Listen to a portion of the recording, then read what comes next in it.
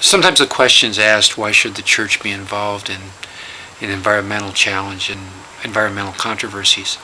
I always like the insight of Walter Rauschenbusch, the great 19th century reformer and Christian leader. He said if a man or woman wants to be a Christian, she or he must stand over and against things as they are and condemn them in the name of a higher conception of life revealed by Jesus.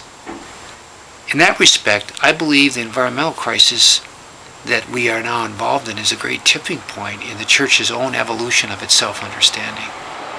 Thomas Berry talks about, a Roman Catholic theologian, talks about three rivers converging at this time in human history. The first river is an avalanche of an explosion of scientific knowledge that is pointing to the interconnectedness of everything. The greatest polluter of Lake Superior has been recently identified as a major factory in China. We have what we call atmospheric loading here, where contaminants are carried over by wind currents and then deposited in rainfall. But along with the interconnectedness of everything, the second stream is the health crisis that's facing us. The CDC suggests now that 80% of all cancers are environmentally triggered. The third river is the recovery of what Thomas Berry calls indigenous wisdom from the native communities around the world that is resurging. And for instance, their protection and use of plants, both in Latin and South America as well as in parts of North America, protection of sacred sites. We realize now these are connected to protection of plants, animals, and an ecosystem that holds great medicinal qualities for communities and for individuals.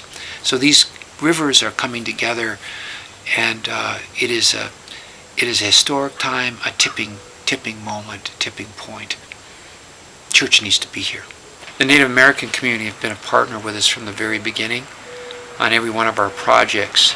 They've not only sent volunteers, but on one particular instance, they provided several trucks for us to be able to haul polluted materials and hazardous waste. So we're thankful to many of the tribes here in northern Michigan for being our partners, and we look forward to working with tribes in the initiative, the Healing Earth Initiative, around the Great Lakes Basin.